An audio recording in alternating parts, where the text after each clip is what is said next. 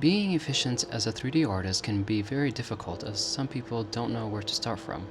This video will lightly touch on the topic, and this video is mainly for beginner 3D artists. Suggestion 1.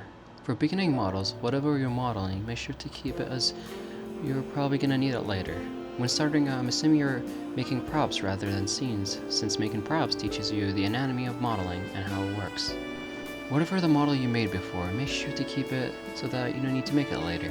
Surely that model won't be good most likely, but when you get better later, you can upgrade it, and so that you save a lot of time rather than have to start from scratch for that model. For example, this scene I made from scratch, I repurposed and reused the models from other scenes and practices in order to save time, like the smoke pipe, the flowers, the violin, and such other details. Making new models from scratch again is great, but it doesn't save time when you're making scenes where it's good to focus on what your main models are rather than secondary details and whatnot.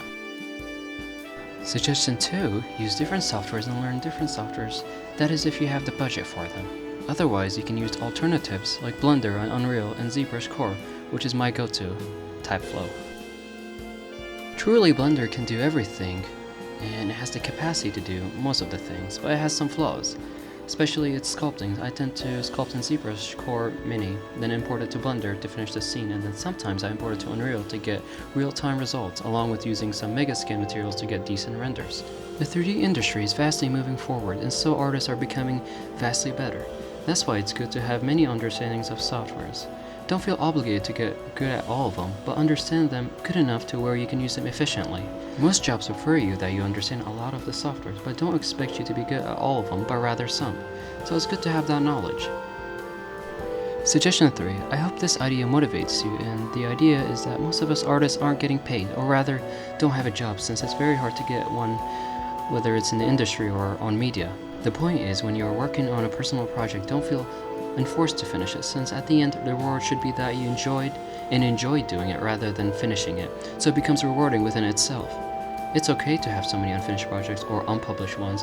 In the end, you should always move on to different projects where you know you're gonna enjoy finishing it and be happy. Suggestion 4. Learn a lot. You're never gonna be good, unfortunately. You can only be content of what you make. Learning is boring, and most of the time, I admit it, I myself dislike it, but learning will ultimately be your best thing to do, rather than freestyling and hoping that you're gonna figure out everything by yourself.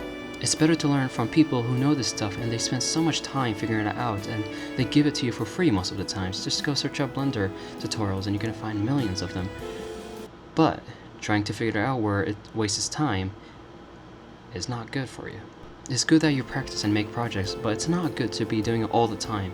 You should always try to make some time for learning. I myself trying to become better and understand it better.